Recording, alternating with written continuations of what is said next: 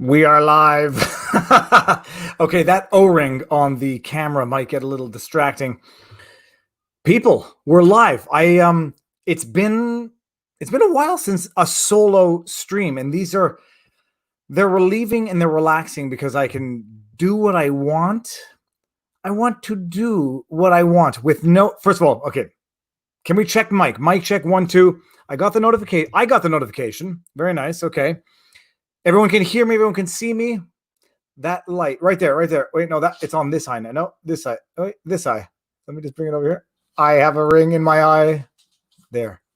Perfect. Oh, hey, Barney wants to say hi. Oh, Barney wants to say hi. What do you say, Barney? Oh, that's very cute. So everyone can hear me. Everyone can see me, I imagine. Oh, she's so cute. It has been so hot here for the last few days. It's crazy. Okay, so we got 114 people showed up. Let's see what's the angriest puppy says. Got Barnes on to talk about OJ. Yeah. Okay, Barnes and I are doing OJ. He sent me homework. I've got to watch Cochran's closing arguments, and there's like a number of YouTube videos which I have to watch. So it's coming. It is coming. We got Real Bambunga in the house. Bow.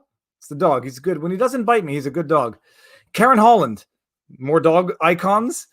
Dio the creative. I love how much sense this guy makes, yet I can't understand half of it. You understand all of it. It just takes time sometimes. Got and Ginny spelt Barney right. We initially named him Bernie during the 2016 elections, but nothing to do with it. And then we were like, everyone's going to think we named the dog after Bernie Sanders, and people are going to judge us and think we're one way or the other. They're going to judge us, and we said we're going to change it to Barney with the IE pour le faire en français. Rat dog. We prefer bat dog. Actually, bat-faced. What was it? It was in Due Date with Robert Downey Jr. when he calls the dog a bat-faced piece of shit, and then spits in the dog's face. I had never laughed so hard in a scene since the monkey sniffing his butt and falling out of the tree in one of the Austin Powers movies, where I laughed so hard I had to leave the theater because I was embarrassing my wife at the time. No, wife now, girlfriend at the time. Yeah, we go with Bat Dog. But funniest scene in the history of movie kind. The monkey sniffing his butt, scratching his butt, sniffing his finger, and flailing and falling out of the tree. It's the greatest. It's the greatest. It is what technology was intended to capture in life. All right, we got Hey Barney, Kilo Wolf. How you doing? Alpha Crown. Hello, Alpha. A lot of new names, actually. This is good. Recalcitrant Radical. We can see there's a lot of names which I know that I've never seen, because if I had seen them, I'd know that I had seen them. Mark Rixey, never seen the name before. Good to see you. Oki Chan, I think I remember you, because I think I remember. I have a photographic memory that I can never couple to images, thoughts, or actual memories. All right, so we're going to talk about a bunch of stuff tonight. Real Bambunga, and we're going to get bat-faced pony soldier. No, has everyone seen Joe Biden's mask avatar? And I'm not judging people for the masks openly. I have my thoughts about the masks. Someone working on his social thought that was a good avatar to use. Not just like, okay, the avatar with a mask, it could be good. Johnny Depp could do it. The mask was crooked. It had one ear pulled down, and it was crooked on one side without covering his nose. And it visually it looks cockeyed. And that was the avatar that someone on his team said, this is the image of the next arguable potential presidential candidate. Yeah, so no. But bat face piece of shit, that I'd go for more with the dog. STFUFFS. I know what those words mean. I wish I could stick around, but there's a huge battle happening right now on Sargon's channel. I didn't know. I didn't check anyone else's live stream schedule. YouTube should have like a community calendar so that we don't step on the toes of other creators, but not that it would change anything. I'm doing 7:30 tonight because the kids are watching Narnia. Yeah, it's happening. And so first of all, thank you very much. The kids are watching Narnia, so I've got a good 2 hours. Because if I start at 9:30, if the kids aren't asleep, they somehow get this bug in their head that they can't go to sleep until daddy's done the live stream. Oh, so okay. So the mystery travel says, take a close look. It doesn't look like Biden. Hair, forehead, the ears are different. I've seen that. There's no question. I mean, I've seen that. It's funny, and I've seen those images. I've seen the images of Trudeau. Don't want to say anything that's going to get this stream shut down in the first 5 minutes. The Trudeau has some photo comparisons. Yes, that is what FFS means. If that was purely for the wisdom of the internet. Okay, while people continue to trickle in, we're going to go over some stuff this week. It's been a bad week. It's been a good week. It's been a depressing week, it's been a depressing week. And I'll say this not dramatically, not like I've been locked up in my room.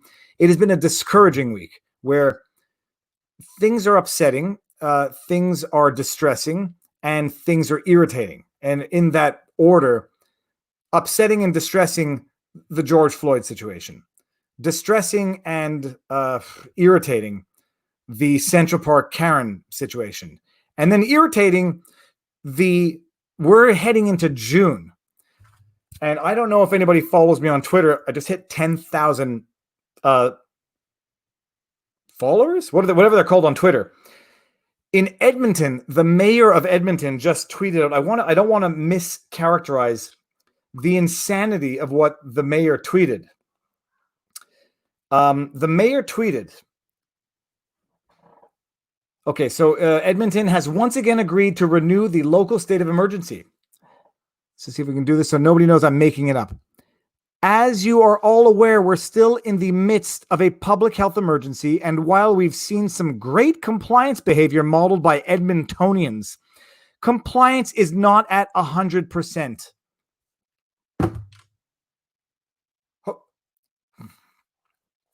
I'm a simple man. That irritates me. We have now gone straight up from, I made a joke, the lockdowns will continue until we reach 0 infections. This dude just literally implied, you've been doing good. But compliance is not yet at 100%. Oh, I'm sorry. Now it's gone from flattened. So anyways, I don't even want to get into it because that's not the purpose of this stream. That's irritating. Will you do a vlog about the CCFR versus feds? So there's a number of things that are on the back burners. And then the question is just getting the energy. First of all, Matthew Algeo, thank you very much. It's a question of getting the energy, getting the time, because now, the kids are off school some days a week, and then they have, I don't know if you can hear that, but it's on the list. It's on the list. I've got a long list of things that I want to cover. But unfortunately, the first thing on the next part of the list is the actual executive order Trump just issued yesterday. Moosehead Productions, Moosehead Lake in Maine, just over the border. Well, we have a Moosehead in British Columbia. Moosehead, thank you. We also have a good Moosehead beer in Canada. I've been through Moosehead. I think Moosehead is near the Finger Lakes as you cross the border into Quebec from the Sherbrooke side, if I'm not mistaken, but I might be mistaken, but I'm probably not, but I might be. So, the knee in the neck is actually the most, it's the upsetting thing of the week, and how even in this, it's in a moment of what should be universal unity, there's still, media finds a way to divide, and people find a way to divide. Okay, so let me start with the first one that's been driving me crazy. It's been driving me nuts. The Central Park Karen, because I put out a video on it, and okay, so I had my thoughts in order at about 4 a.m. yesterday, or maybe it was 2 a.m, whatever. It was still yesterday. It was like in the morning. I put out a video on it. It was less legalese, more like, make sure you understand the full circumstances. When you see a 9-second video on Facebook and everything looks hunky-dory from one side, typically it's not. What I love about doing the solo streams, I can interrupt myself and nobody's going to blame me. Susan M, Australia. Hello from Australia. Future. Hello from the future. Australia checking in. I jokingly asked in my Jim Acosta video, what does the future look like? Everybody responding to that video now is telling me it doesn't look good. The Karen story bothers me. That was Karen on Karen crime right there. So here's the thing. Bambuga, thank you very much. And Bambuga always has like a good pun, joke, humor thing. It was, what bothers me about it is, I say, there's more to the story. Someone willingly goes to social media to post a video that starts at a certain point. Okay, everyone should be suspicious. But then, society being what it is, and the general sentiment being what it is, the second you're skeptical of anything that is immediately sold as overt racism, you then become, the accusations of being an apologist and being a racist, they just start flowing, and they start flowing. And I've got them, and it's not that it doesn't bother me in the sense that it doesn't bother me. Insults bother me. The idea that someone might legitimately think something that I don't consider to be true of myself bothers me, and I'd like to know why they think it. But when it comes to those types of accusations, I know that it's people I've never seen before. Right? It's people I've never seen on this channel, people who have never seen me before, and that's the first video they see. Calling me that is like, it's tantamount in my soul as to calling me the tallest man on earth. I mean, it's like, so, but the problem with it is, the power lies in the accusation. Someone says, oh, calls you a racist, and casually calls you a racist. And that accusation is the nuclear bomb of accusations. It is something that attacks an individual to their very essence of who they are, and summarizes their entire, however many years they've been on this earth, in in 3 words: you're racist. It's the nuclear bomb, and you better make sure that when you're dropping it, it's justified. So but the problem with it is, you drop the bomb, the power lies in the accusation. You say someone accuses it, and you say, and you get into the thought process is like, well, I have whatever. You get into the stupid reflex, like, I have friends, and they say, oh, you count your friends? That's exactly what racists do. Oh, you have no friends. You have no friends who are of a certain ethnicity or religion or whatever is the accusation, whatever the ism is. It justifies it. And if you do, counting them justifies it. What have you done? A lot of stuff. Token actions justifies it. What have you done? Nothing justifies it. So it's the accusation that can never be disproven wrong, because regardless of what the answer is to the accusation, there's always the counter argument, which is going to follow one way or the other. And so it is what it is. Let me say, hold on a second. Chris, I don't even know. Willite. I would say that if I were going to pronounce your name, I'd say Chris Willett, if I'm going to pronounce it properly. I hope I'm right. Tim Pool recommended you a few months back. Been watching ever since. Thanks. I wish, apparently Tim Pool just posted my tweet about the progression of the lockdown, and I wish I could find the video. If anybody knows the video, email it to me, david@vivafry.com, or post it here. I'd love to see it. Thank you very much, Chris. Chris Willite, by the way, or Will Height. But if it were Height, it would beHeit. So I posted that video. Thank you very much, by the way, Chris. I posted that video, my thoughts. You see someone posting a video to social media, immediately ask questions, if only to, understand, why would someone do that? What's the purpose of someone doing that? So I posted that video. I posted my thoughts, posted my analysis, got called an apologist, got called the R word. And the bottom line is, like, that situation bothers me because I think, David Moore, thank you very much. I think I've seen the arguments. I understand a lot of people saying, what's racist about identifying someone the way they are. My personal opinion is that what Karen did, not Karen, that I didn't even mean that ironically.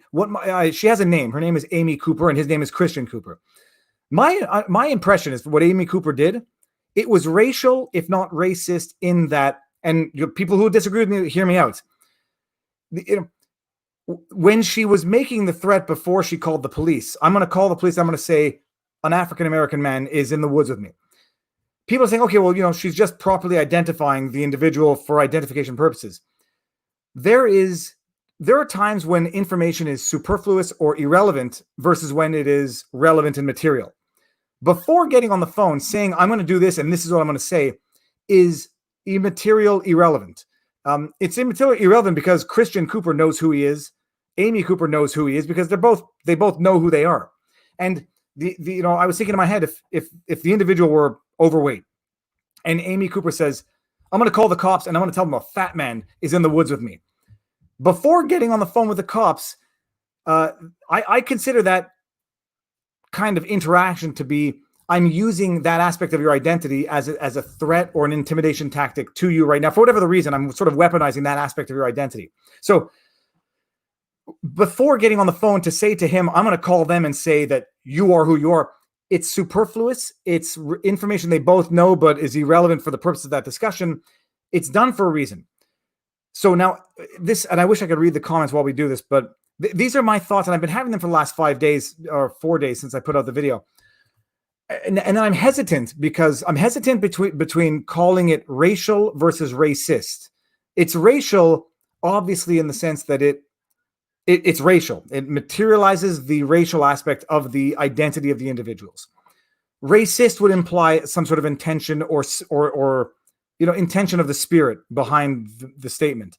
And I'm thinking like, okay, is it racial or is it racist? When she was saying it, was she trying to be racist or was she doing it for some other reason? And this is when people are going to accuse anyone of apologize, being an apologist.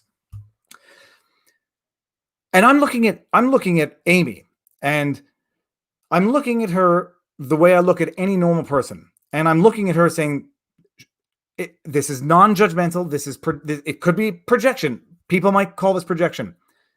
I'm looking at her and I'm saying her reaction is not normal. You don't necessarily have to suffer from anxiety to understand what an anxiety attack looks like. You don't have to have experienced one directly or indirectly or have seen one in somebody to know what it looks like. I don't think there's many people out there who are going to look at her and say her reaction was normal and it was rational and it was intentional. I look at her and I hear this is the other interesting thing. It's like, one screen, two films. People look at her and say, when she gets on the phone, she changes her voice to create the panic. And I totally not only see it, I can almost understand, I can almost agree with it. The flip side is when you've seen people react like this, people with anxiety disorders, not with anxiety issues, disorders, where it becomes a crippling thing where they can no longer breathe, where they no longer know that they're strangling their own loving, dog that they love, when they no longer even know what they're doing with their own body. You can identify it. And the idea is like, everyone looks at this, it's got to be black and white. It's got to be good, bad, and that's it. Racist, CUNT, someone said on Twitter the other day, got what she deserved. And, forgetting the fact that this is a complex human being whose life does not get summarized and understood in 1 minute and 9 seconds of disjuncted video posted to YouTube by somebody who did it for a reason. And so, you don't have to have an anxiety disorder. You don't have to have issues to appreciate what you're seeing. When I look at her, I see someone, setting aside the global pandemic context where people have been locked in their house and probably haven't seen somebody else in months. All things being equal, pandemic aside, I look at her and see someone who has an anxiety disorder, who at that point in time was irrational in her own head as to the actual risks and her own fears and her own perceived fears, freaking out to the point where she's employing every tactic that she thinks is going to be a defense mechanism to her, short of running away. And everyone's going to say, why don't you just run away? Hey, I know where I would be in that situation. But you don't need to think like people look at her and say, she's a B word, she's a C word, she's the R word, she's strangling her own dog. And people don't stop to think that this is a person who I'm thoroughly convinced has serious anxiety disorders, who is in a moment of absolute self-induced terror, does not even appreciate that she is on the verge of strangling her own dog, whom I have no doubt that she loves. And that's it. And that's it. People jump on it. There. So I said that. Now, I do believe that I'm going to call the police and tell them there's a man attacking me. Try saying this naturally. Well, he wasn't attacking her. He was far away from her. He was recording. But, there was on his own Facebook post, he talked about what he said prior to recording. He had the altercation, put your dog on a leash. No. That must have been a very weird face that I just made. Well, if you're going to do what you want to do, this is what he said on his own Facebook post. I'm going to do what I want to do, and you're not going to like it. Come here, doggy. This is what the guy said on his post, on his Facebook post. Does it justify anything? No, I don't think Karen's conduct needs justification, because I don't think it can be justified. I think it needs understanding from a fundamental human perspective. She's clearly, I would love to sit the both of them down in a stream and talk to them. My non-legal, my non-doctor assessment, but my lawyer assessment, she has issues, clear issues. She was in a moment of absolute irrational, frantic panic, doing what she thought she had to do it to intimidate this guy away from her, whatever. It racialized it quickly. And in that sense, there's no justification for weaponizing his race in the threat that she's going to call the cops, as though that's going to carry more weight by describing to the cops the way she wanted to describe it. There's no justifying it. The question becomes, what is the reasonable human response to that? But then this didn't happen in a vacuum. She weaponized his race when calling the police. He might have weaponized his manhood when being alone in a forest with another woman says, you're going to do what you want to do, I'm going to do what I want to do, and you're not going to like it. And then reaches into his pocket and calls over her dog. Now, Cernovich on Twitter has a different take on this. He says, feeding someone's dog treats is not assault. It's not a threat. I think that's an oversimplified way of viewing it. I think you're going to do what you want to do, I'm going to do what I want to do, and you're not going to like it. Come here, puppy, which is verbatim what he said in his Facebook post. And then giving treats to another person's dog. You don't have to have been a lawyer to know how neighbors poison other people's neighbors' dogs with treats to know that can be an act of intimidation or threatening, whatever. At the very least, instigating conflict right before starting recording. And that's what happened. And in this world that we live in, where stuff goes viral on Twitter, people make their beds before knowing what time of day it is. People make their beds before knowing what time of day it is, and you can't take your bed back. Be advised now, our Dr. Phil. I'm down. No, I'm not Dr. Phil. I'm not going to get into Dr. Phil. First of all, thank you very much, Dubious Prime. I'm not Dr. Phil. It's just like, what did I just miss here? Feeding somebody fish tank cleaner isn't assault. It's just like, social media has caused us to react right away. I guarantee you 90% of the people who reacted didn't even know about Christian Cooper's Facebook post beforehand, where he admitted to saying to her, a woman alone in the woods, if you're going to do what you want to do, I'm going to do what I want to do, and you're not going to like it. Anybody says, and then calls the dog over. Anybody says that to me, I'm running. I'm running. I call it fight or flight. Call me a chicken. I'm running. And I'll call the cops from a mile away. I'll run, and my dog runs faster than me. My dog's a bigger chicken than me. He'll be further ahead of me than I would be. But just to pretend it's black and white, and like it right or wrong, and then the degree to which we destroy an individual from Monday to Tuesday, is it's shocking, and it's upsetting. It's upsetting, and it's not just upsetting. I don't care if these people are liberal. I don't care if they're white. I don't care if they're black. I feel bad for both of them. I have no doubt, by the way, that Christian Cooper probably feels more guilt than he knows what to do with right now. And he's probably pushing it deep down because he's got a bunch of people around and telling him, you did good. You outed this systemic, institutionalized racism. She's getting what she deserved. Her life deserves to be ruined. And, the weight of institutionalized racism is now coming down squarely on the forehead of Amy Cooper, because this person clearly had some mental issues that materialized the way they did under the circumstances, and now her life becomes an example for the rest of society.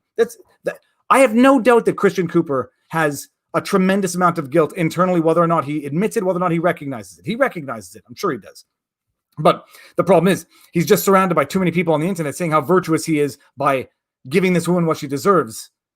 And, nobody even second guesses, nobody even questions what he might have done to instigate a situation that then descends to the point where nobody is better as a result. That was my dog. That was not me. That was my dog. I don't know what the heck I believe my dog just threw up on the ground. What, Barney? He's fine. The other dog, incidentally, pooped, and her poop got stuck on the wall. It was the craziest thing ever. She didn't care about his life. She got off easy. Well, so that's another thing that I hear. You know, like she was calling the cops. The cops are going to come and kill this guy right away. If the cops come in, there's something in law we call actus novus. Amy Cooper was wrong for doing what she was doing. She weaponized his race before calling the cops. Whereas if anybody who says she was just giving an accurate description, you would be right to the extent that she was describing that on the phone to the police. She brought that up before the police were on the phone, and she brought it up for a reason. She thought it would be an intimidation factor or an intimidation element to make her feel more safe for whatever threat she perceived. She thought it would scare him off. Go away, leave me alone, or I'm going to do this, and this should make you scared. So she definitely weaponized it. In law, there's something called actus novus. And first of all, cops coming and assaulting people, I'll get called, people will say you get called racist for seeing race or you get called racist for not seeing race. That's the catch-22 of the accusation. Police brutality is something that I've seen for a while, and it's something that I haven't talked about it because it's not. What good does it do for me talking about it? People racialize it. I humanize it. Police brutality is a human issue, and the George Floyd thing, the George Floyd killing, it's being racialized by the media. Police brutality is a human thing, and I've been around on the internet long enough to have seen more of these incidents than my soul should probably have ever seen. And I don't know that there's a predominance one way or the other. All that I know is that there's a predominance of police brutality on unarmed civilians who are swatted and executed, who are beaten with multiple cops around, who are suffocated in broad daylight with people telling them. It's as far as I'm concerned, it's a police brutality issue. And like I said on Twitter, looking at these types of things makes me think, police should not only not have immunity, they should be held to a higher standard when things like this happen. So the people saying, had the cops come and done this, that didn't happen. So living in hypotheticals is nice for, Twitter arguments. It didn't happen. And if it did happen, Amy would be as responsible for anybody who swats somebody else and it leads to a death. And it happens often. And I don't want to racialize that, but typically, I've seen the videos. I don't know if there's any sort of remarkable statistic one way or the other. Anybody swatting someone should be held responsible. But when cops come in and act excessively, that's a separate issue. And it's a real issue. She didn't care about his life. First of all, she might have just cared about her own life, and she was doing what she thought she had to do to get out of there. And it's going to bite her in the butt because it's definitely dirty warfare. Did he care about her life when he said, I'm going to do what I'm going to do and you're not going to like it? This is not a situation where where one person is squeaky clean and was just a pure victim. And it rarely is when people take not edited video, but rather selective video and take it to social media. Typically, by the time that happens, very rarely is it a George Floyd situation. Okay, let's see what Ryan says. How do we legally distinguish anxiety as deciding factor versus personal responsibility of an actor? Agree with your general assessment, but seems too limited. Well, first of all, you could tell for the purposes of intent, you can tell when someone is not right in the head. I mean, I was walking on our Lachine Canal last week, and I left one of my kids fishing in this filthy canal. Just, I was 20 feet away. And I heard someone screaming at me from the bridge, saying in French, but it doesn't matter what language. She's like screaming, "You're irresponsible father leaving your kid on the water. She's going to fall in and drown." It's like, okay, dude, first of all, the water's 3 feet deep. I'm 10 feet away. The kid knows how to swim. But it didn't take me long to realize that the person screaming at me was not all there in the head. And even if I had thought of recording it, my first thing would not be to go post it to social media to look at how badly I was abused by someone who's clearly not all there mentally or suffering from some issues. It's the issue about weaponizing social media in circumstances where it's only going to cause destruction. It's not going to cause any form of reconstruction. How do you know? If anybody looks at Amy Cooper's reaction and thinks that she's all there, and that it was pure malice and pure racism, that'll be their assessment. I'm not going to agree with it. I don't agree with it. I agree that she racialized it, and for an ordinary, thoughtful person, it's an unacceptable response. maybe the person's going to justify it to themselves. They do what they need to do to get out of a perceived threat. Her perceived threat at that point was so irrational, I think. But everyone, I would run. She didn't run, and she did what she did. But how do you distinguish? It's a case-by-case scenario, which is why you don't post a minute 9-second video on the internet that ends up ruining somebody's life who already has other issues. And this is not I felt the same way about Kathy Griffin after her Trump head photo. I was like, at some point, the backlash, although understandable, is no longer about punishment. It's about revenge. The only thing with Kathy Griffin is apparently she didn't learn a lesson, and she just keeps going back and becoming the same person that she apologized for having been in the first place. But separate issue. So, I mean, this is what's been driving me crazy the whole week. Is I feel like we're in the midst of what's the word?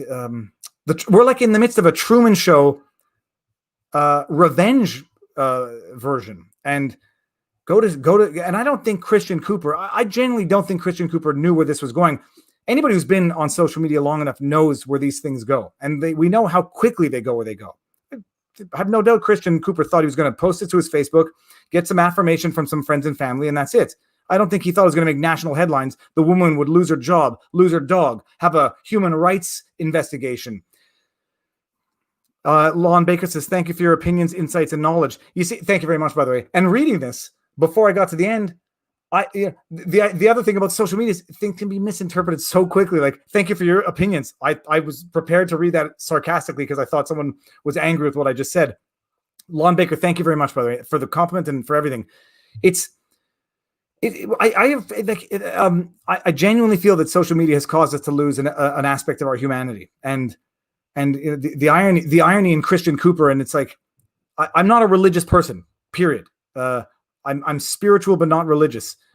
There are certain lessons, like it's going to sound like such a total cliche, but Jesus had amazing lessons that whether you're Christian, Jewish, Muslim, Hindu, or whether you're not religious at all, and whether or not you believe in any of it, they're worth learning and remembering. And this is not this is not the height of humanity, as far as I'm concerned. Put someone out knowing that social media is black and white, it's good and bad, it's evil versus righteous, and it's destroy that which is evil. And it's everybody who's familiar with it knows that that's the way it goes. And when something gets out there, you've opened Pandora's box, and it doesn't matter what you intended with it. That's the way it goes. Feeding the algorithm, live alive. Thank you for all you do. Wish I could do more. First of all, Andrea, thank you very much. And I mean, I just thank everybody for watching my videos and being part of this community. I never thought I would use that term unironically. It's I feel almost like weird saying it, but thank you very much. Let me hold on 1 second. Andrea, thank you very much. And that's a membership status right there. Booyah. Membership has minimal privileges on me, but I do my best.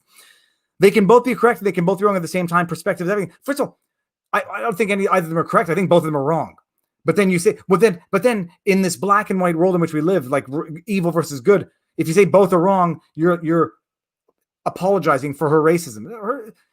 Weaponizing someone's color is, you don't need someone to tell you it's wrong. It's wrong. Weaponizing someone's religion is wrong. Weaponizing any aspect of someone's identity is wrong. Calling, and using it as a fault, as though it's a fault, is wrong. Some might say that, I don't know how tall he is, but he looks like a well-built male approaching a lone female in the ramble, issuing what can only be understood as a veiled, if not an overt threat. Dude, were we supposed to believe they're both angels now, and we're supposed to forget one because one did something worse, or like one did something worse, so we forget what the other thing that was? These are both children creating conflict who cannot avoid conflict for whatever the reason. And social media gives that oh God, you know how good it must have felt when he saw that video going viral and people like giving him a pat on the back. Oh, this is what's wrong with the world. And you're a victim and she's the aggressor. They were both the aggressor at one point in that human interaction they had. And social media is not the place for justice to be doled out, because it's not about justice on social media. It's about revenge. I had other things to say. I'm sure they're going to come here when I talk about it. Did you see the story of the jewelry store in Minnesota getting arrested for murder? Did you see the story of the jewelry store owner in Minnesota getting arrested for murder, shooting, looting during the riots? I'm going to look into it. That's another interesting thing is Trump's tweets from last night where anything that can be misunderstood on Twitter is going to be misunderstood on Twitter. And I read his tweets, when the looting starts, whatever he said. And when I initially read the tweet, I didn't think twice. I mean, I thought I also understood like it was a statement of fact. When the looting starts, things like that start happening. That's why you got to get the Coast Guard in. Then I started reading the way people were interpreting it, and I could totally understand. First of all, Horfeniso, thank you very much.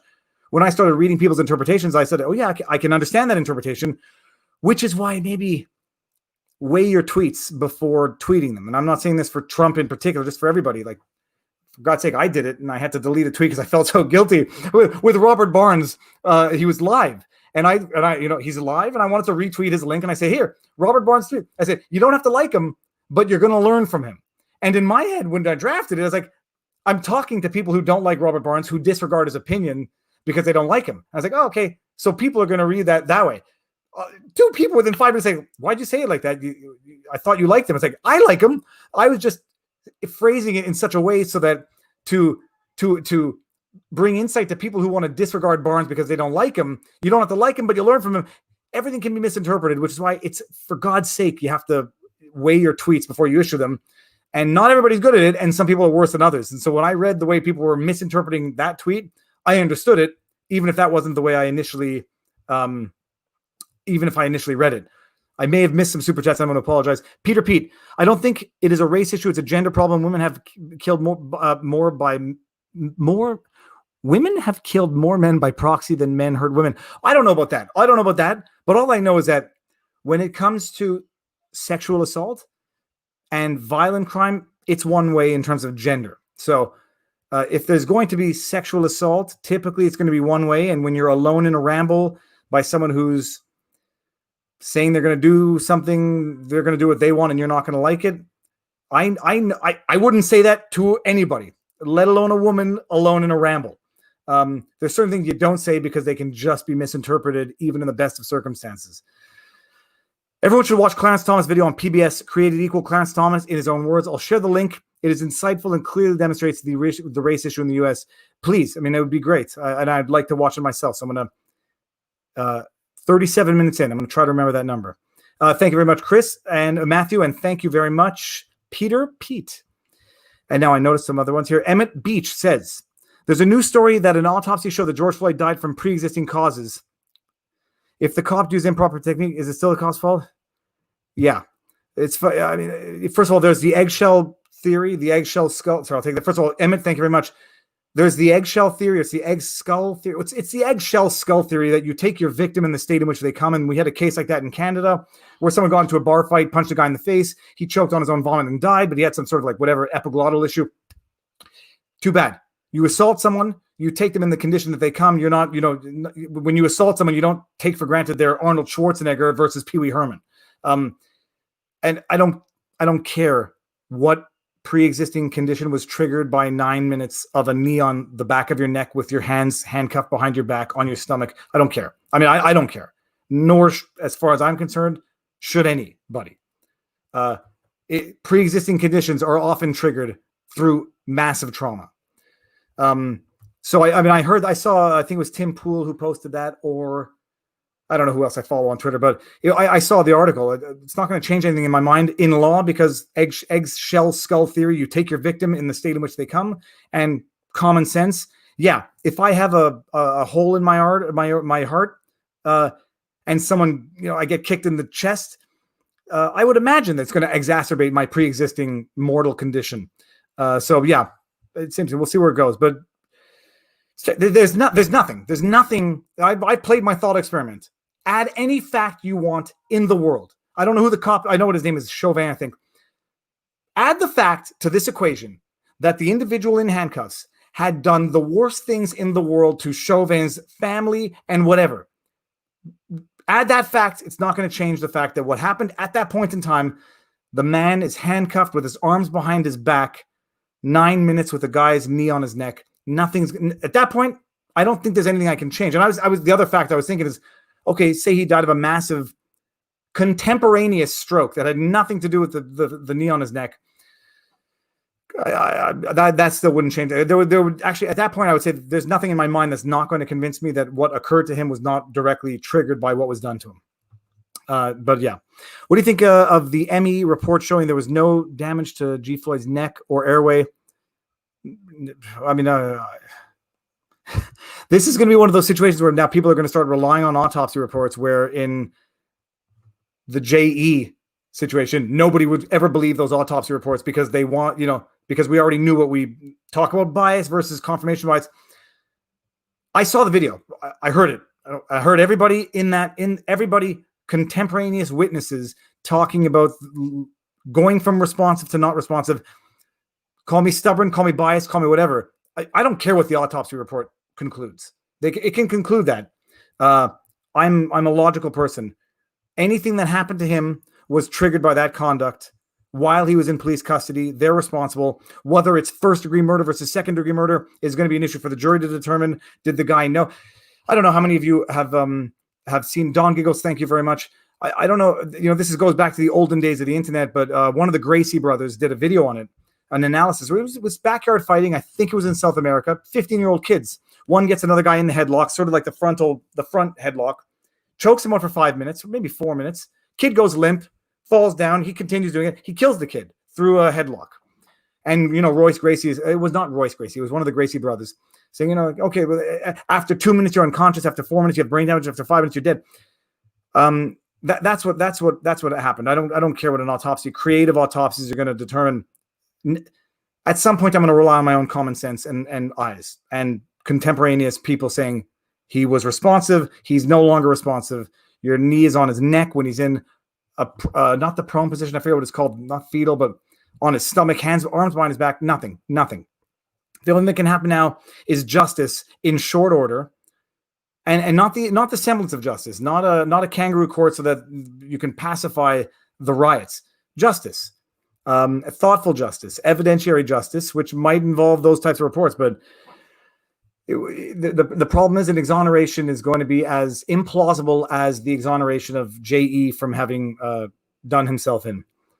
John Ronson's TED Talk on social media shaming is more than relevant right now. I'd like to see that. I know someone told me to watch, there was a read something about being outed by social media.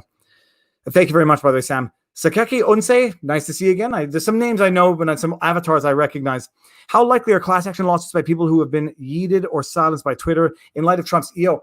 So I have to read the EO. As far as I understand, it doesn't say much more than FCC determine what the rules are, which I don't want to lose the thunder of my upcoming vlog. That is basically, Trump or the administration saying, wink, wink, nudge, nudge, FCC, you establish your own rules of interpretation, establish the rules to interpret when a social media platform loses its immunity status. That's what it sounds like to me. I haven't read the actual wording. I've read the articles, but then the issue would be actually whether or not you can have a retroactive class action based on revised rules. I don't know about that. But I know Barnes. I'm gonna ask Barnes. We might do a stream on this. Those would be the two questions. Even if they change the rules now, can you have a class action based on the rules that were at the time? And the EO, what is the actual impact of the EO? From my understanding, it's basically just saying, FCC, make up your guidelines and enforce them. It's not actually changing the rules. But the FCC, as with the the COPPA, they make their own rules and they make their own regulations and they interpret their own laws. So basically, it's an invitation to create the regulations to interpret. Thank you very much, by the way, Sakaki. And let me see, did I miss anything? We got Sam Williams. Okay, I got that.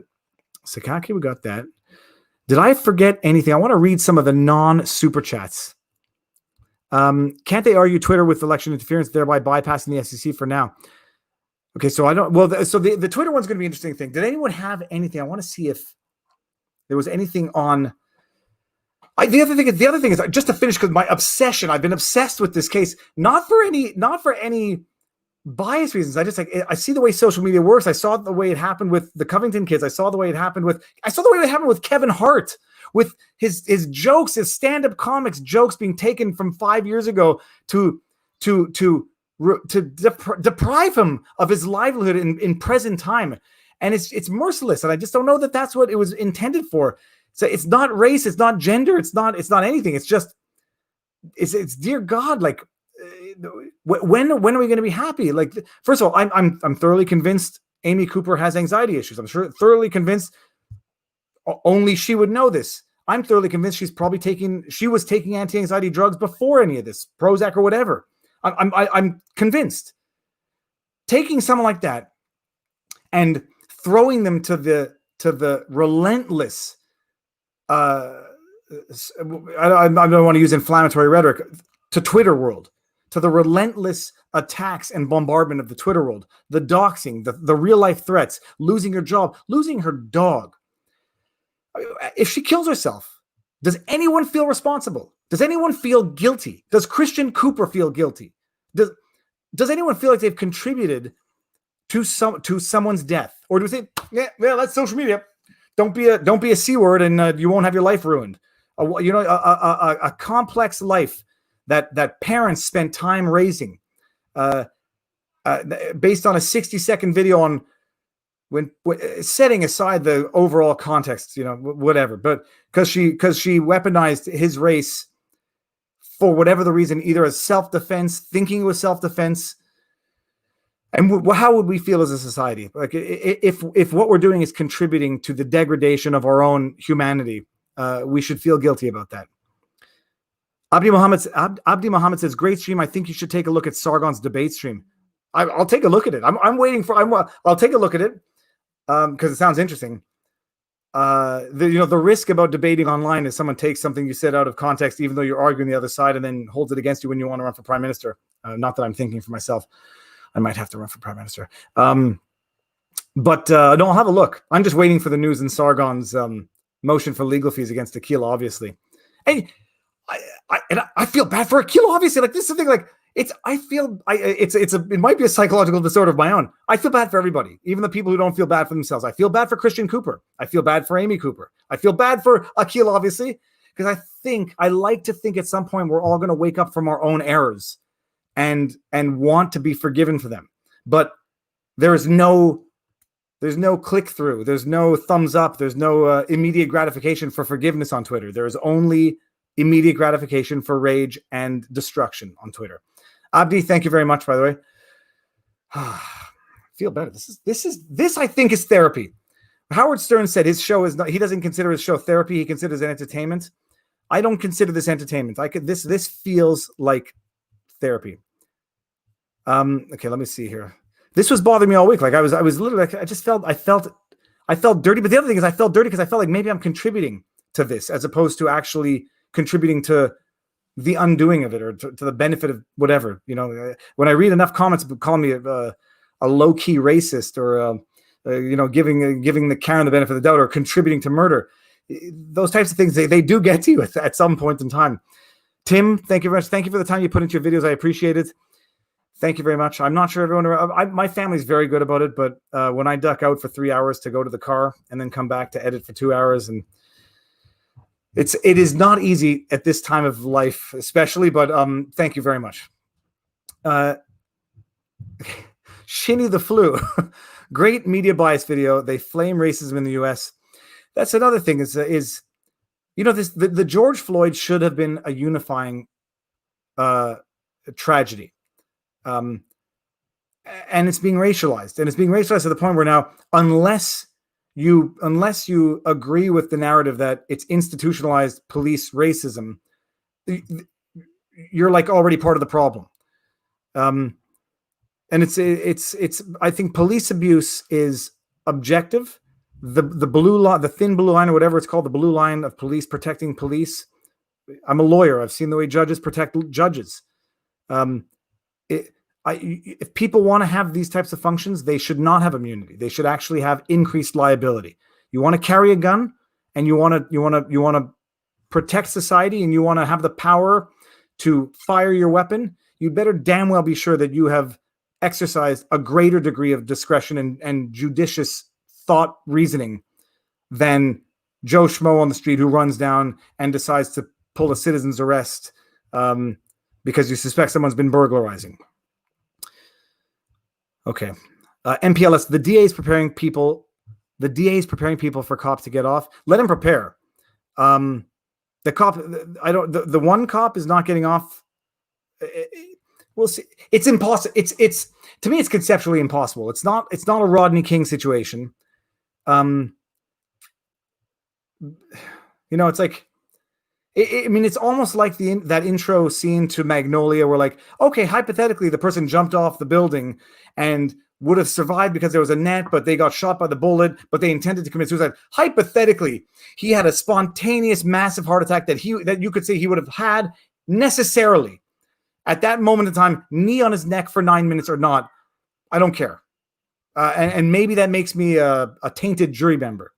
I would not make a good jury member there. I can tell you that much right now. I don't know if that means I'm biased or it just means that I believe I have as much information as I will ever need to come to a determination. Dick Mustang. Booyah. New member. Welcome to the members club. Nothing glamorous. Let's see here. We got Viva, see you next Tuesday, Fry. I don't know. I like it, but I know you're going to see me before Tuesday. What's the C word? You hear it in British movies, and in British movies, for some reason, it's not a bad word. It's actually, entertainment. Okay, so I don't know what's going on here. Don't be a jerk. Will, that's my future doom. David Kamikaze, I like your avatar. It's a very, very colorful avatar. So that was one. Okay, let's see what we got here. Jerry T says, please do a Schwartz smoke meat video or vlog from there. Pretty please, Fry baby. Jerry T, I don't know if you just saw the most recent episode of Somebody Feed Phil in Montreal. Phil was at Schwartz's, and we were in that episode. Netflix series. I will forever be able to say, if anybody, I don't know who's updating my Wikipedia page. I was in a Netflix series with Somebody Feed Phil. Did I miss any super chats, by the way? Thank you very much, Jerry, by the way. First of all, I don't like Schwartz's. Okay, I take that back. I prefer another place to Schwartz's. I don't like waiting in line for food or anything for that matter. So I don't go to Schwartz's because I don't like waiting in line. I go to Snowden Delicatessen. There's no line. I enjoy supporting the staff there, and I find their smoked meat sandwiches to be better than anywhere in Montreal. Snowden Deli, DeCarry, next to the old Snowden Theater. If anybody's in Montreal, best place on earth. I actually did a Montreal Mondays on my YouTube channel when I used to have these things called Montreal Mondays. I had breakfast there. Check it out. It's Montreal Mondays, Viva Fried, smoked meat. Although I think I had a bagel, lox, cream cheese with 2 fried eggs. Delicious. Okay, let me see. I may have missed a bunch of super chats. Let me just see if I can bring it back here. I'm going to go to the top. I'm going to see what we got here. We got love your attitude and the information you share. This is Dick Mustang. D&D, Dungeons & Dragons. We have a player type known as Rules Lawyer. I so want to play D&D with you at my table, man. Online piece, chicken greaser. I've never played Dungeons & Dragons in my entire life. Shame on me. Andrea, have you seen a rise in jury selection problems nowadays due to cancel culture, social media information, misinformation, and hyper biases? I haven't, because in Canada we don't have juries for civil matters, and I don't do criminal, so I've never dealt with jury selection in Canada. It's an interesting question as to the effect of social media on tainting jury pools, but I have no immediate knowledge of it. If ever we get Nate Brody or Uncivil Law in here, Uncivil Law doesn't do trial work, so maybe he wouldn't know, but Nate Brody would probably know. Thank you very much, by the way, Andrea. Joel Raleigh, do you think we will see walk from wall to police car? Walk from wall to police car. I don't know what that means. If you mean the policeman getting arrested, I don't know. But there will be universal outrage, even more universal outrage than we are currently seeing, if there is not a conviction, at the very least, from the sole officer who we saw doing what he did. Ben Stanfield says, your Viva Fry channel and Viva Random channels are awesome. Viva Fry is great for the mental exercise, and Viva Random is so wholesome. Thank you so much. Thanks so much. Thanks so much. My pleasure. I'm not as good at uploading to the Viva Random because my wife is making videos now. She wants me to edit. My kid's making videos. I got to supervise the editing. I've got to try to do the only bread maker. Like, the Viva Fry law stuff is what sort of keeps everyone afloat on the YouTube world. But the Viva Random is certainly if nobody knows, I have a second channel called Viva Random where I put random stupid stuff, but stuff that will not make you unhappy to have seen. Funny thing, by the way, we got a live lobster about 3 weeks ago, and I was going to do a cooking video. I shot the whole cooking video. I was editing the cooking video. It was so depressing because it started off with the kids playing with the lobster in the kitchen floor, making friends with it. And then I explained what had to be done, and nobody was happy. And then I was looking at my own face when I put it in the pot of boiling water. I froze it in the freezer to get it stunned and immobilized. It was the most depressing cooking video I'd ever started to edit, and I just stopped because I said I can't do it. So But Viva random stuff. It will make you feel good. I will not put the stuff up there that will not make anybody feel good. Even with the Viva Fry, I still like to believe I'm contributing to the global pool of happiness, if only through knowledge. But sometimes, man, I get upset after my own videos, which is disconcerting, because I told the amazing Lucas in a stream once, I said, like, dude, don't get angry at the state of the world, because it's easy to do, and it's easier said than done sometimes. Cemetery of Choice says, media doing Charles Manson proud at trying to spark Helter Skelter. So anybody knows, Charles Manson with his whole thing was trying to spark a race, a class war. The media gets paid one way or the other, and they get paid more when they cause the division. It is terrible. It's terrible. And incidentally, so first of all, cemetery. Thank you very much. Dubious Prime says, I wanted to go to Minnesota for Lutefisk, not Luton Fisk. Lutefisk sounds like a Scandinavian fish festival. But what the media is doing is terrible. And the funny thing about this lockdown is that I know people who were reasonable before the lockdown started, and something about 3 months in your house watching nothing but mainstream media, CNN, The View. I see the way brain patterns change. And not to project too much, I see the way my own brain pattern has changed. I've gotten increasingly frustrated with what I consider to be government incompetence. But I've maybe I've gotten increasingly deterred to fall into the mainstream media narratives. I can see my own brain. I do not lack insight when it comes to my accusations of others, and I do take them to be potentially projections of myself. But mainstream media, man, you've been home 3 months watching this crap. It changes the way your brain works. John W. Use of force, no matter what autopsy shows, isn't allowed. Foreign policy calls this positional asphyxiation. It is the direct result of this tactic. Former law enforcement here. John W., thank you very much. And thank you for reminding me, by the way. Nate Brody did an amazing video, which I tweeted on Twitter. I shared on Twitter. Nate is a lawyer, former cop, former trainer, police trainer. He goes in for 15 minutes as to why this was improper from beginning to end, and gives the legal side of it. So check it out, Nate Brody, Brody. Great video. If you hear something that sounds like this, that's the dog snoring right there. It's not gas. If it were gas, I would tell you. I wouldn't tell you. Oh, here we go. Uncivil laws in the house. I was promised glamour.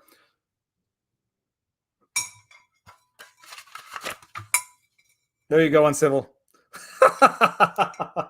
Oh, if anybody wants to see the picture that was in that, check that out. That was me. Let me just see something here. Get this. No, here. That was me, people. Back in the day. Oh, what I wouldn't do to go back there. Young and ignorant. Uncivil, how you doing? Uncivil has got his own legal channel. That's Uncivil was the other lawyer I was talking about. Check him out. That's his avatar. And thank you very much, Uncivil. We got Isaac McDonald says, interested in your analysis on Twitter in section 230. Okay, good. It's a good segue. Let me just think. Is there anything about the two Karens?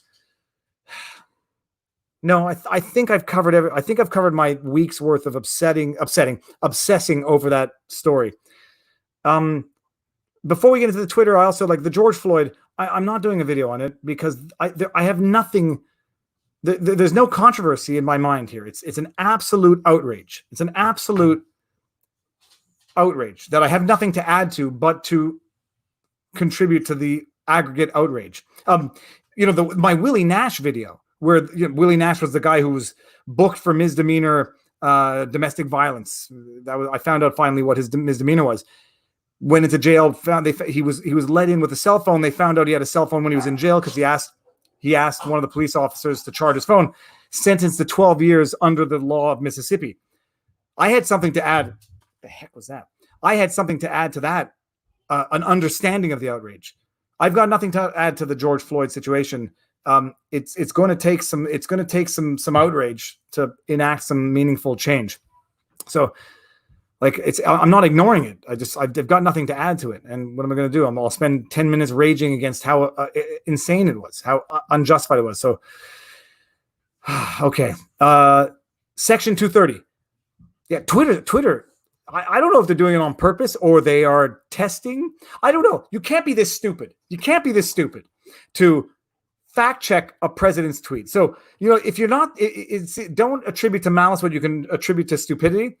I can't believe they could be that stupid. Maybe they're just seeing how much they can get away with. Maybe it is like it's a political gambit. They say, okay, we're going to do something that's objectively stupid.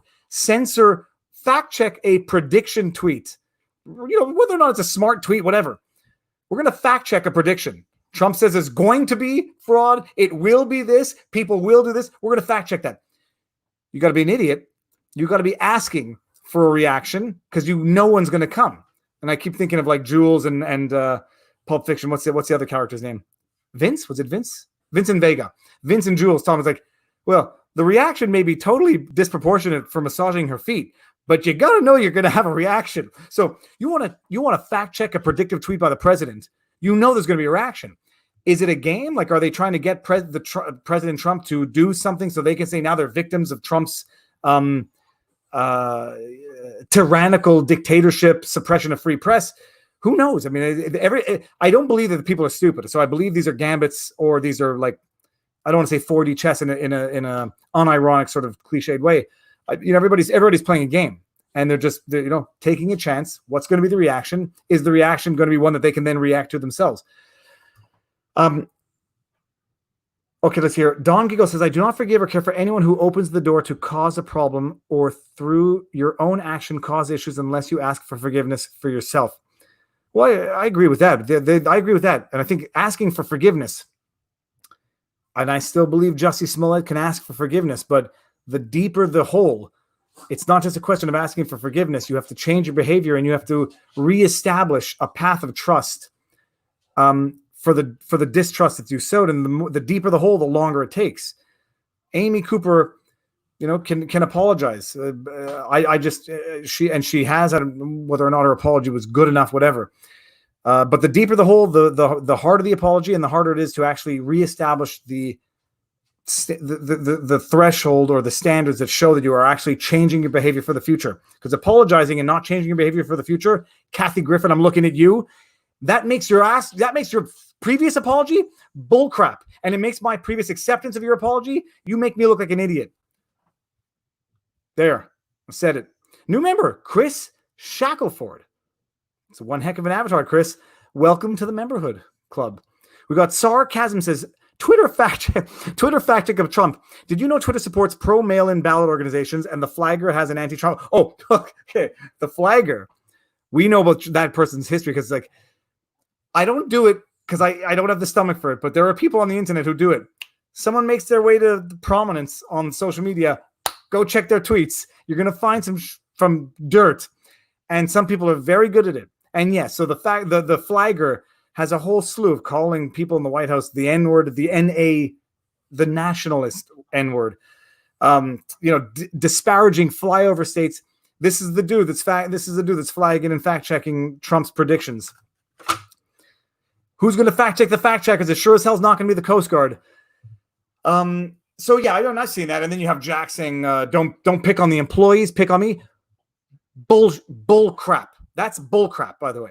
That's bull crap because everybody knows the CEOs are responsible for a lot of things. They're not responsible for the day-to-day administration in the actual implementation sense. When stuff goes wrong, they're responsible for remedying it. When stuff is done according to guidelines, I don't say it's the employee's fault, but you do not extricate the employee who did the deed and then say, blame it on Jack. And Jack, I didn't do it, so you can't blame it on me either. Bull crap. Okay, you hire. The CEO is responsible for their hires. In an indirect sense, he can't be responsible for everybody he hires, but pick on the employees. Okay, maybe not. Pick on the CEO for hiring employees who are unable to fact check. Damn right. And then cast that light onto the company to say you are in no position to fact check. So don't even put yourself on that pedestal because you are not. Nobody is. That's why you shouldn't do it. Because you don't have perfect people who are capable of fact checking. You have probably the most imperfect people working for you. And when we find out, it's going to make them trying to hold someone to a higher standard. It's going to make that look even stupider. If anybody doesn't know about his tweets, go look it up. His name is Yael Roth. Yoel Roth, Yoelroth, I think. Not for doxing or anything, and don't anybody ever do that, please. Just if you want to go find the tweets, because that's where they are. They're stupid, idiotic, shallow, pretentious. What's the word? Not pretentious, but arrogant tweets, demeaning tweets. They look down on the very people that they are purporting to fact check. I hate how desensitized I am to things like this now. It's pretty effed. Yeah, well, you get desensitized to a point. I have a theory about callous. Like, you get desensitized. You develop callous, spiritual callous. But spiritual callous is no different than physical callous. Callous is good. And I used to rock climb a lot, and you get good callous, and it's great. Your hands were sandpaper. You could stab with needles. Callous is great, right up until your callus breaks, because even callus breaks. And when the callus breaks, the wound that it exposes is even more painful than anything you can imagine. And that analogy applies to spiritual callus. You think you're good, and then you see something on the internet that you thought you were callous. Your callus splits in half, and it's like it goes right to the root of your soul. And I can think of, I don't want to I'll get upset. I can think of a few things that I've seen on the internet that have gotten to that point where I'm callous and I'm jaded and I've seen everything. Like, I don't know how old you are, Tommy. You look young. We were born in the age of the internet, where the first things we ever saw on the internet were the one video I remember from being 16, 17, two kids trying to cross a train track, and they're running across at the same time. One stops, the second one goes and gets hit by the train. Boom. Anybody who's seen that video will know what I'm talking about. And you build up a callus, and then at one point the callus breaks, and you're more sensitive than you ever were. So don't get. I don't know how you get to that point, but the main thing is, like I'd like to pretend to say to other people, is don't let it make you unhappy, and don't let it make you negative in your outlook of the rest of the world, because that won't do anything good either. Let's see what we got here. I missed a few, but I'm going to apologize for that. David Johnson says, you missed my super chat. David, I apologize. That's right on cue. If you can post what your chat was, but David, first of all, thank you. Sorry. And I got this one. But if you can get the comment below, I'm going to look for your avatar and try to get to it. If it was a question, let me know if it was a question, but don't do it by way of another super chat, please. The memes of destruction, pain begets pain, hatred begets hatred, violence spawns violence. I tend to agree, actually. And I find the more people get absorbed. Does anyone hear the dog going to town on himself? Barney, stop, please stop. Here. The more people get enraged, the more bitter and sour they become, and it's a tough thing to not get sucked into. Talix, Benny Hill, sweet merciful goodness, did we just date ourselves? Your avatar is Benny Hill. I know who that guy is. Pandemic, tensions with China, Hong Kong, Mike Flynn rocking the U.S. government, corrupt law, first U.S. admin versus another, fire in the streets, crushed economy, Denzel trying to impeach, all during an election year, deep crap going on. Yeah, and first of all, thank you very much, Talix, and nice avatar. And we want to rain down the full force of a life-crushing internet frenzy. Without even having the thought of actually getting back to the stupid thing. Are we actually making tensions worse or better as a result of our reaction? But yeah, it's tough. You have to take a freaking deep breath sometimes, like a deep breath. And you have to sometimes just go outside and like lie down and look at the sky just to lose track of the earth that you're on. Okay. Talking from experience. Biden is on record wanting to repeal 230 as well. Yeah. So Biden did talk about stripping them of immunity, but leave it for Trump to say something for people to realize they no longer agree with it when someone they agreed with said it. Yeah, there should be no. The immunity was intended for a very specific purpose. I described it in that video. It was for people who wanted to make sure that the content on their platform did not violate the law. Did not violate their morals. And so, violate the law in terms of defamation, in terms of illegal content, child inappropriate images. That's what it was. You moderate, you try to get that off. If you don't get all of it, you're not held responsible for that which filters through. Fine, that's what it was for. It wasn't so that you can censor a tweet because you didn't think it was factually correct. Lose it. You abuse it, you lose it. We smoke Bitcoins. Okay. First of all, thank you very much for the super chat. Teach your kids about Bitcoin. It's the future. Plus one more for Viva Randoms. Thank you very much. We smoke Bitcoins. Well, I see what your avatar is. Though, if I know anything, those look like medicinal bongs. Someone has been asking me to actually do a video on cryptocurrency, the lawsuits with cryptocurrency, but I'm going to go back to Scott Adams. Like it seems like a very big thing for me to get into because I don't know anything about it, and I have to start by moving my pinky. But first of all, thank you very much for the super chat. I'm going to look into it. I know nothing about it, and I don't own Bitcoin. I own lithium. So I don't even know if I own the stock anymore. Christopher Schaefer says, Twitter at this point has nothing to lose. They're doubling down, and it's only going to get more amusing and scary before we get a real solution. So, Copenhagen, I imagine. Christopher, member also, thank you very much. I don't know, has Twitter posted a profit since they've been in operations? Because this is what I don't know. The last I checked, it was not this year. Twitter had not posted a profit. Someone correct me before I go any further. Has Twitter posted a profit? Now, David Jackson, what the heck? Hold on. What do I see here? Why do I say what the heck? David Johnson. I'm looking up. I'm looking for David Johnson. Do I see David? You missed my super chat. Okay, so I don't see David Johnson's question. Did you just say? Okay, I don't think that was about my bull SH. Oh, okay, David Kopik. Okay, Kopik. What was I talking about? I just totally forgot what I was talking about. It was about. Man, I actually just totally forgot what I was talking about. Okay, well, it doesn't matter. That's crazy. That's where my attention span is at. Maybe Jack is the CEO. Oh, has Twitter ever posted a profit? That's what I want to know. Because if it hasn't posted a profit, one can only question, the business model of a company that hasn't actually that collects data and promotes strife, but doesn't actually post a profit. Maybe Jack is the CEO in name and can't really leave. I don't know about that. Callus is also good for the guitar behind you. Play something. I play piano. I think that's an acoustic bass. I got it for $60. I thought it was mispriced, and I didn't want to ask a question, so I bought it. I felt like I was stealing something. $60. I played moderately. How many Moishes gift certificates to get your dad back on? None, but I should get my dad back on. And now that we can actually sit in the same room, I wanted to get my aunt on because my aunt's in California, has her experience with this lockdown, her California business. I can get my dad back on. I think he would like it. Jason, I'm going to ask him. Thank you very much, by the way, Jason. And Talix, thank you also. Now, where were we down here? So I'm looking to see if Twitter has posted hate leads to suffering. There's no question about that. It leads to suffering both outside and internally and externally. Komodo dragons are savage. They eat cows. They do. Not only do they eat cows, they attack the cows, give them the venomous bite, follow them for days while it infects to the point where they become crippled or die, and then eat them. It's like the most torturous 3-4 day hunting process that you can imagine. Can't hear the dog, maybe invite him on camera. I'd pick him up, but he doesn't always like being picked up, and I don't want to be mauled by my own dog on a live stream. Xavier, welcome to the stream. Xavier Boskin. Amazing. Another member. This is great. Does it matter? Got it. Just discovered your channel in the past month or so. I find that binging on your videos has given me peace amidst the chaos. Thank you. How often will you be doing these live streams?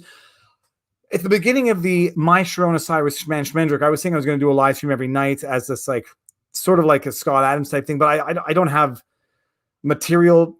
I don't want to talk just for the sake of talking. I don't want to be forced. I don't want to feel like I'm forced to take positions just for the sake of filling a live stream. I think I've been doing them like once a week with Rob Barnes, and I get on sometimes with the other lawyers, Nate Brody and Uncivil. And then if I just feel that I need to vent, and if the kids are asleep at 9:30, I just jump on. But I do them off. I once a week. I think I've been on par. I've been doing basically one a week, sometimes more. And if there's something to talk about, I'll do it. I had to get some stuff off my chest this week because it's been an overwhelming week. And Twitter doesn't make anything better. Twitter is just it adds. Will Canada sue Huawei executive to the send the Huawei executive to the U.S.? Thoughts on the legal side? I have to check. I don't know enough about the extradition rules in general, what they're being charged with. I'd have to look into it.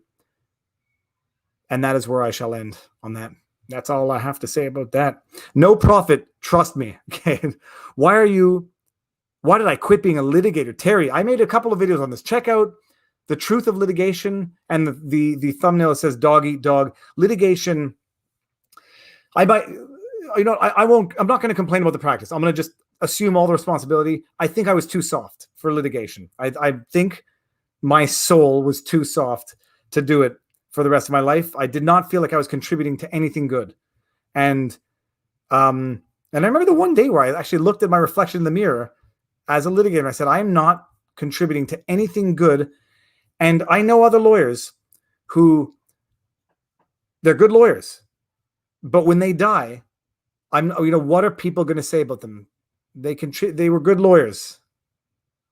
If that's my legacy, I will. If that's my legacy, I have a theory, by the way, that heaven and hell are the same thing, and it's hearing what other people say about you for an eternity.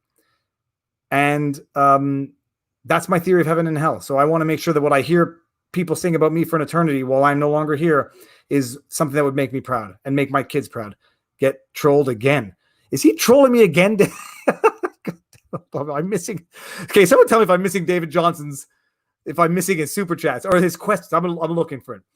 Do you think Trump's executive order will affect how YouTube operates their content moderation? Well, okay, but the executive order is going to depend, from what I understand, on what the FCC new guidelines or clarified guidelines are going to be. From what I understand, all that Trump's executive order said is, FCC, make your guidelines to determine when these platforms are not respecting their own terms of service, when they are arbitrarily imposing their own rules, and reenact, or what's the word? Reinstate, whatever, the snitch hotline for people who think they've been dealt unfairly by the platforms. That's right. So we have to see what the new FCC rules are going to be. But stay tuned, because I'm going to do a video on the executive order. Hopefully tomorrow, if I can just find the time and the day to do it. Oh my goodness! Now I'm looking for Dave. I'm going to look for his comment. What the heck is the question? What the heck is it? I think we're being trolled. William Lou says, already you're hearing the MSM trying to say that this is a white privilege or institutionalized racism or all cops are evil. I really hate the MSM turning this tragedy into division. I agree. But William, based on your last name, I can assume, what ethnicity you are. But, and then everyone's going to say, like, okay, well, anybody saying that says it from a perspective of white privilege, and it's like, it's the lose-lose with accusations of racism. See race, you're racism. See race, you're racist. Don't see race, you're racist. And the media sees race in everything. Twitter posted 1.2 billion last year, according to CNN. 1.2 billion in sales or 1.2 billion in profit? Okay, so hold on. Viva Fry missed super chat. So does the new executive order give the FTC the authority to raid Twitter's records? Well, I don't think so. I mean, I shouldn't say I don't think so, because I haven't read the verbatim. So I'm going to hold off on that super chat. Was that Dave's super chat? Was it the guy who says he was trolling us? I slap at the base. First of all, I'm not a slapper, but I do watch Davey 504. I always thought I could play bass. I get stupid things. I got a ukulele upstairs. I got a banjo. I got the guitar. The only thing I ever knew and played well was the piano and the harmonica. Piano I played for 15 years, and the harmonica was a thing of passion. Is your aunt's business near Los Angeles? My aunt's business is it's a school called Boulevard School in, you could Google it. I don't know. I forget where it is now. Hills. It ends with Hills. Someone's going to tell me where it is. Not Rodeo. Oh gosh. Not whatever. It's called the Boulevard School. It's a great school, and they're struggling to figure out how they open. Greg Bach, thank you very much, Greg. No message, but I hope you didn't intend to make a message and hit whatever, but thank you very much one way or the other. Now I'm curious about David Johnson's question. This is how you sow discord. I don't think David Johnson had a question. There, I said it. I'm joking. Twitter posted surprise profits in its Thursday. Okay, well, that's good. I mean, it's interesting. Okay, let's see what we got here. Do you think Trump's actions on Twitter will help people wake up to the facts, or will it further polarize, tribalize? Yeah, I don't think people are changing their minds by and large, but I say that, but I think maybe actually a great many people in the middle have woken up in the last 3 years. I think a number of incidents in the media would have awakened anybody who was not already aware of it, or someone who was just so convinced that it doesn't matter. But it is interesting, like even his tweet from last night, where they censored it for glorifying violence, compared to all of the other tweets that they did not censor for glorifying violence. And I read his tweet. when it becomes so subjective that when the terms of service become so subjective, and we say in French aléatoire, like not precocious, capricious. When they become absolutely capricious, that they can mean whatever you want, they mean nothing then. And yeah, then when you want to editorialize and you want to act as, you don't deserve the immunity that the law was given, that the legislators gave to you so that you could act in a way just to preserve your ability to do your business as an internet service provider or a content provider. Let's see here. Brody dislikes Barnes. I feel, did Barnes beat him? No. Brody doesn't dislike Barnes. Brody disagrees with Barnes. And I like the fact that Brody disagrees with Barnes on his assessment of the Arbery case. I like it. Brody's incredibly smart, and Barnes is incredibly smart. And at some point, when two incredibly smart people present you well-expressed opinions, justified, hey, revolutionary thing. There's not necessarily black and white in some cases. It's going to be a question of what you believe and how you assess. But they're both incredibly smart, and they both put out incredibly insightful analyses of that particular situation, of the Arbery case. Nate Brody put out an amazing video on that. If you haven't seen it, check it out. See what we got here. Joel really says, second try, thoughts on SWAT versus NMF.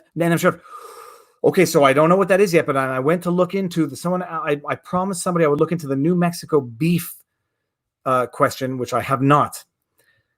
How do I spell Schmendrick? Schmendrick. SCHMANDREN. Schmendrick. That's how you spell it. What do we say here? Up your internet, Fry. Is it lagging? You know what's happening here? I'm starting to glisten. Starting to glow. What time is it? 9 o'clock. Okay, we're gonna get to the time where I'm gonna be hearing some screaming from upstairs, and then I'll know it's time to head up. Okay, let's see what we got here. Okay, doom. Ginny says, since you missed my super chat first time and I'm trying to catch up, here's more. Now pick up Barney. Okay, Barney, come here. You want to see? 1, 2, 3. Oh, there he is. Look at this dog. Look at this dog. He's a beautiful dog. The ugliest dog on earth. He knows that I'm calling him ugly right now. He knows that he's ugly. He can't even help how ugly he is. I can feel his mood turning. Okay, I'm going to put him down. Say goodbye. Bye-bye. He's a very temperamental dog, so I'm glad that went off without a hitch. Ginny, thank you very much. And sorry I missed the other super chat. I'm doing my best. Twitter was recently bought by a hedge fund vulture. I am certain he's driving the price up before dumping the smoking elk. Yeah, we'll see about that. I don't know where they make their money from, because I've never even clicked on an ad on YouTube. I don't think I've ever bought anything on YouTube from an ad. I don't even think I recognize what I'm seeing as ads on Twitter. Jason McConnell says, I once got arrested by Minneapolis cops for indiscreet behavior with a lady in the Mall of America parking lot. Not a fan of Minneapolis cops since. I'm going to go ahead and there shall be no incriminating, I guess a statute of limitations, whatever. Jason, thank you very much. And I hope that Mrs. has since become a wife. I don't have to. Okay, I'm just trying to make a joke. What we got here? We got sarcasm says, sarcasm. Cruz seeking criminal charges on Twitter for violating sanctions on Iran. Thoughts also. Piano KB here as well. I saw it. I didn't read enough about it. I saw Matt Gaetz filed a complaint with the FCC as well, which I haven't yet read. There's too much stuff to some extent, and then it has to be of generalized interest enough for me to delve into it and try to make sure I understand it. But I'm going to look into that as well. But it's crazy. The Twitter they have been operating without being reined in for a long time, and I think right now the poo-poo is starting to hit the fan. My payment didn't go there with the money. Okay, this is TCraft5604. My payment didn't go there with the money in the bank. Join button not work. Is there any way to support your channel? There's Patreon. There is Subscribestar, which I haven't figured out a way to actually access Subscribestar, but that's just clerical stuff. Shirts, whatever. Oh, this, by the way, that's not a stain. It's not a stain. It's a stain. But check out one of the pinned comments on my videos, but no pressure one way or the other. Thank you very much for the super chat, and thank you very much just for coming and participating. Okay, let's see what we got. If you ever missed my super chat, social media, this is the spoke nun. Missed by Super Chat. Social media, especially Twitter, has replaced the torches and pitchforks with keyboards and self-righteous indignation. Your thoughts? Someone put it to me pretty well the other day that it is virtue signaling and rage culture for the sake of it, because that's what gets the retweets. That's what gets that's what gets you. What's the word? Dopamine receptors, going. No, there's no question. And you can even, it's like I even see it sometimes in myself. Like you end up becoming not cynical, not jaded, but you end up becoming sassy, and you don't even appreciate that it's sass anymore, just because the overall mood and ambiance is so insufferably toxic that what is sass you would never say to anyone on the streets or in conversation. It's almost like tame on Twitter. And I totally agree. It's just like everyone's like, oh, racism is bad. Oh yeah, I think we all agree with that. The question now is, what's the punishment? It used to be before you had trial by social media, you had a trial by a jury, and sometimes people would never even know that your neighbor was arrested for DUI. Now you're arrested for DUI, lose your job, lose your sponsors, lose your wife, lose your family. It's like, social media is not social justice. That's the ultimate irony about it. Like, I can tell you, as a lawyer, I know people in our communities, and I know what they're up to, but nobody knows about it. Nobody knows about it because, you may think that's a good thing or a bad thing. But the bottom line is they did their time. They had their day in court. They paid their fine, or they did their time, and they go on with life. Social media is not even interested in whether or not you get that as well. And social media is not even interested in whether or not, there's other explanations that people might understand. It's not about understanding. It is about getting those likes and getting those clicks and getting those retweets and getting that addictive rush that comes with hitting the jackpot at a casino. Because every time every time it happens, it's like, it's another jackpot. It's another jackpot at the expense of someone else's life. Sorry, Mr. Super Chat, by the way, the spoke done. But yeah, I think that's a fair assessment. Never mind that guitar, albino's goat head. It's ceramics, and I believe it's a ram. IKEA. It's an IKEA. I didn't Bambuga. I didn't get that. That's my wife. It's good actually. It kind of looks nice over my shoulder. That kid's tent, not so much actually. But okay, let's see what we got here. Never mind the guitar. What else did we get? I think I missed a bunch, but Lynn Washington, thank you very much. That means I did miss some. Real Bambuga. Okay. I see one from Bambuga, which I'm going to have to get to. Okay, I missed some, and I do apologize again. Mr. Guns 2000, do you think that the CCFR has a chance at their legal challenge of the recent gun ban? You should make a video explaining the challenge court application in layman's terms. Okay, I don't know anything about it to give an opinion, but screenshot. We're going to do it. I think the only other problem is I don't know enough about, like, I'm still taking flack from my Canadian gun ban video because I refer to it as a weapon, which I said non-judgmentally. I would have referred to a crossbow as a weapon as well, but people who are in that world say it's not a weapon, it's a firearm, refer to it as such, it's a tool, and I don't know enough about the nuances, but by and large, I think I did all right.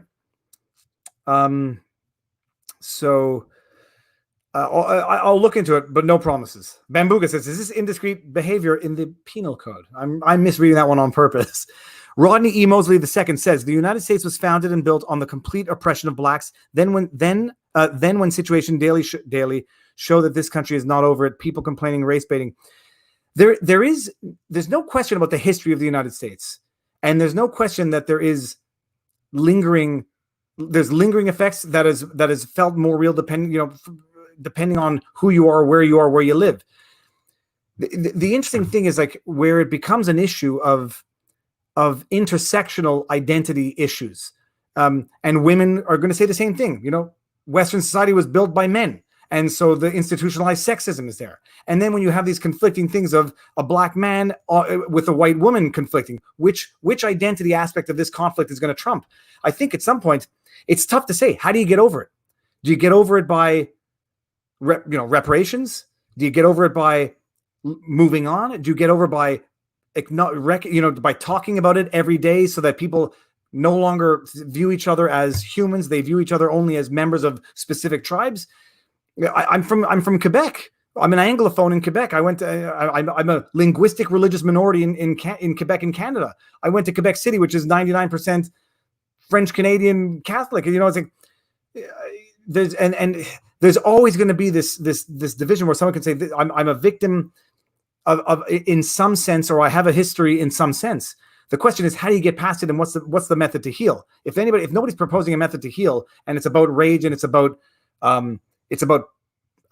promoting and continuing the division, that's not a solution. And when with the media, the media, I think people can feel justified in calling it race baiting, because I don't think they're doing it for the purposes of healing. I think they're doing it for the purposes of breaking that callus and reopening the wound on a daily basis, so they can generate business and traffic, because that's a good way to do it. Rage on Twitter is the same thing as rage on media.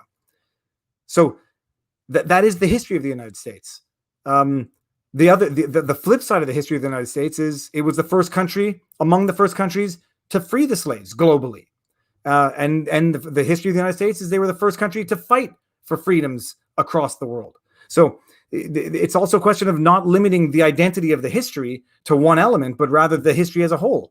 Civil rights in the United States, civil rights to promote, to abolish slavery throughout the world where it still exists in other places. So that is also the history. So what is the solution to the problem? Institutionalized racism? I have no doubts. Institutionalized institutionalized, when you go to golf clubs, they don't let certain people in. I have no doubt. I have no doubt. But what's the solution to that? At some point, when all that we see is black and white, Jew, not Jew, Christian, straight, gay, man, woman, when all you see are the divisions among humanity, you're never going to create a unification. One is never going to create a unification. I'm not saying you in the personal sense. That's my rant. But Rodney, thank you. I mean, and the other thing is, like, it's not to undermine that history either. It's just a question of that's the history. There's more. The history is a dynamic thing as well. It's not just one element. It's that evolved over time into where we are right now, arguably the greatest nations on earth. So what do we do with that? I hope that made sense. And thank you very much thank you very much. I just, Bambuga says, miss Super Chat, never mind the guitar. Okay, sorry, the goat head. So let me see something here. I'm going to go back up. You missed me. Solutions. How do we mend? How do we mend? I think, you want to know how I think the first step? Turn off mainstream media. Turn off mainstream media and go and talk to other humans, and realize that by and large, people are not the dichotomized, polarized, quarreling entities that the media portrays.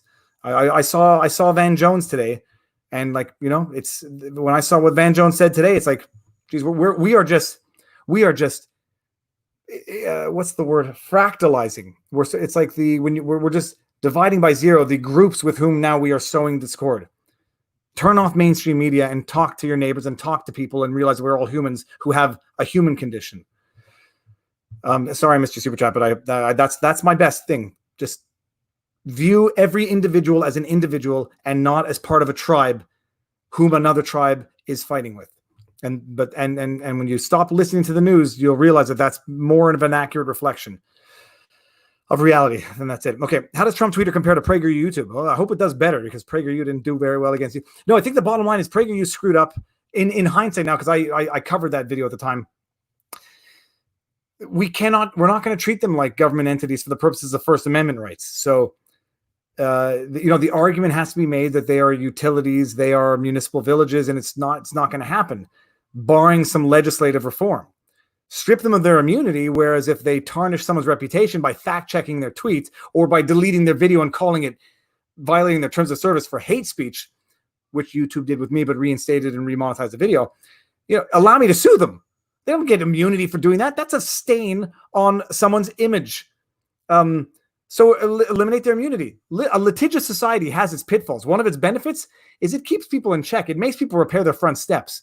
In Quebec, where you don't get jack squat for bodily harm, there's not much of an incentive to fix broken steps, because, okay, go ahead, break your leg. I'll give you $10,000. So that's we'll see where it goes with the PragerU, but they don't deserve immunity if they want to act the way they're acting. Chip Johnson, welcome to the club. It's like the fan club. Now I hear. Oh, hold on a second. Okay, so I haven't seen it. I have not yet seen tweets coming from my kids, which means I still have more time. Jason McConnell, I have a woke francophone girlfriend. I'm doing my bit as a Canadian to face down intersectionalism on a daily basis. I'm getting confused now on what woke means, because they always said get woke, go broke, which always meant it was bad to get woke. But no, so I'm from Quebec. The French Canadians have had their identities. They've had their identity issues as well, and I have no problem with it. I have no problem with laws that protect the French language in a French province. If you don't like it, do it. Tens of thousands of other Anglophones did. Go to Toronto, see if you're any happier there. But it's the issue. It's the idea that when preservation becomes a question of conflict, that's where it starts becoming an issue. But it's all easier said than done. People want to preserve their identities, and then anything that opposes the preservation of their identities becomes an existential threat to some extent. Okay, let's see what I got here. Let's see. I want save the. Okay, it's a joke because he is. Okay, how did Dave get? Okay, LA Rice 2020. What's happening in Minneapolis is insane. But then the flip side is, you just don't know what we're seeing in terms of the emphasis they're placing on the incidents. Like, it could be localized, it could be spread out throughout the entire city. I saw CNN getting arrested, and like my first reaction was like, they've got to be so happy because now they can pretend to be real journalists now. But I want to know what happened with their arrest. Dick Bowen says slavery isn't ended. There are at least 30,000 slaves in the U.S. alone. England is way worse. The Amnesty International puts that upwards of 400,000 in the U.S. No, I looked at slavery these stats become a little bit difficult because they start defining slavery a little differently in terms of sexual slavery, in terms of employment slavery. There are certain, I think it's Mali still. Which country? I don't want to misquote it. It's not Mali.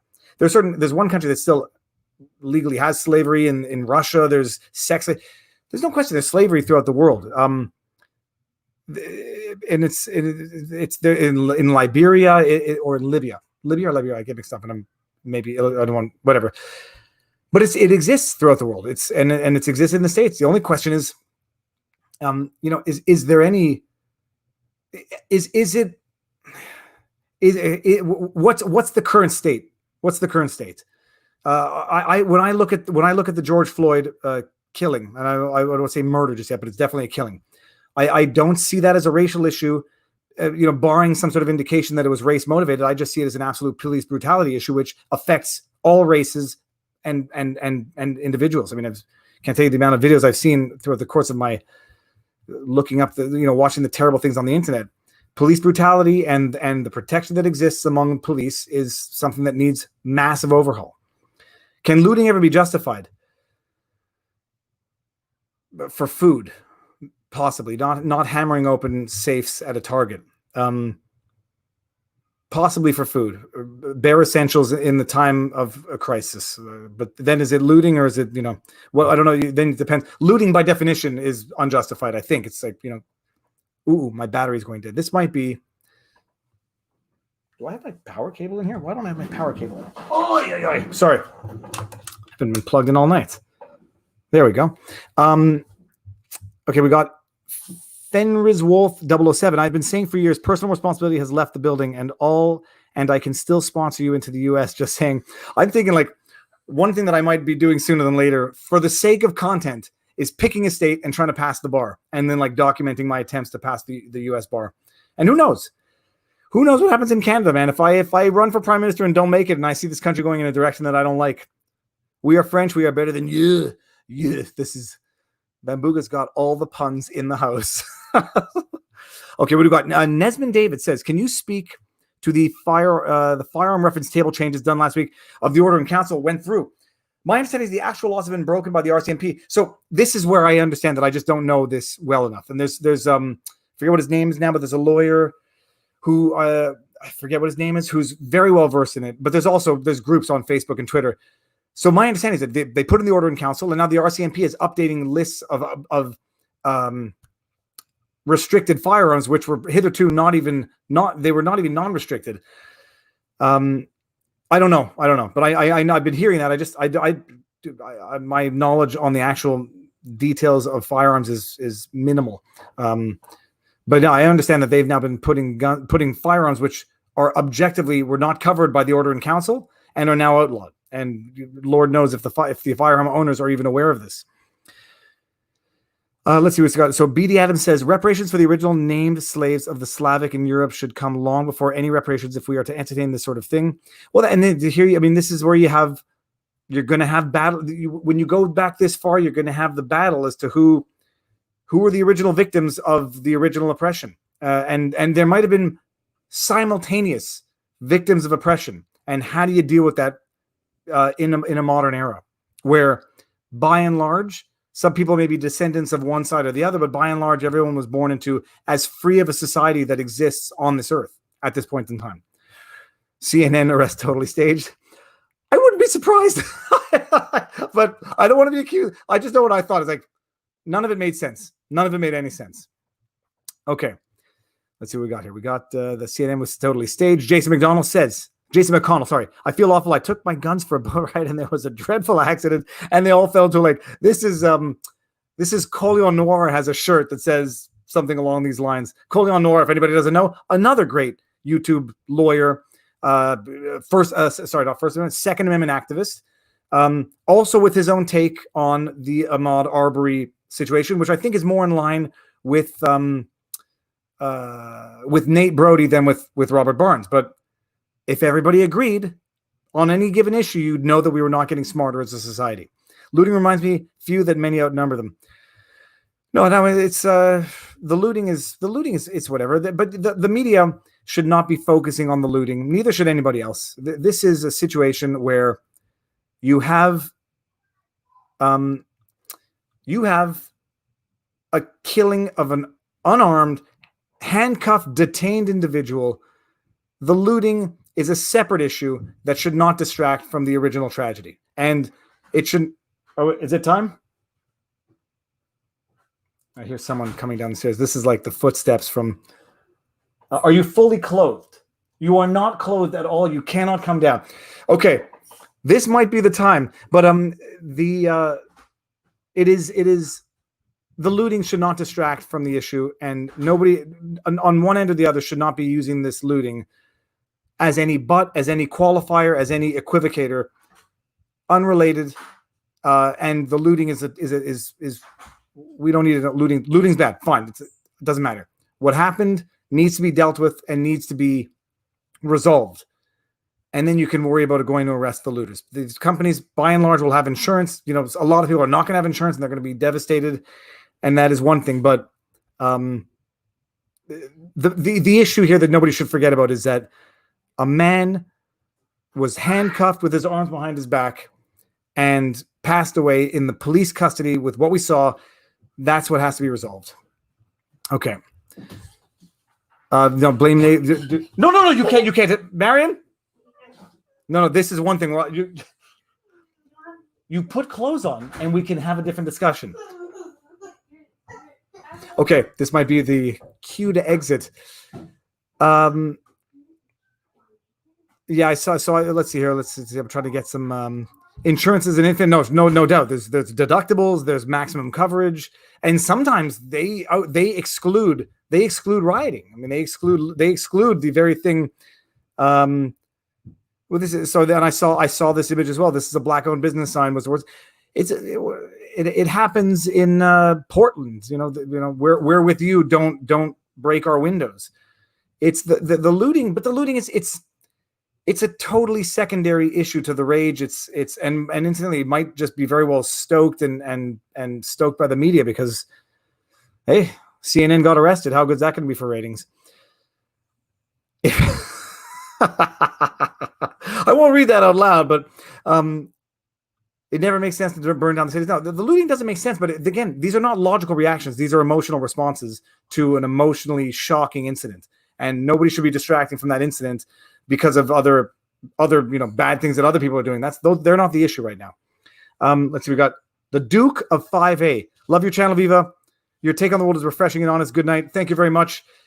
Okay, and on that note, let's do it. It's been an hour and 45 minutes. Oh, am I going to end this on an hour and 45? Thank you very much for tuning in. Thanks for putting up with my nonsense. Stay tuned. There will be more stuff. There'll be more live streams. If I missed anyone's super chat, I apologize. Thank you very much. Stay safe, stay healthy. Make sure everyone around you is doing good. And don't forget, we're all humans, and treat every individual human as an individual human. Okay, thumb over. Good night.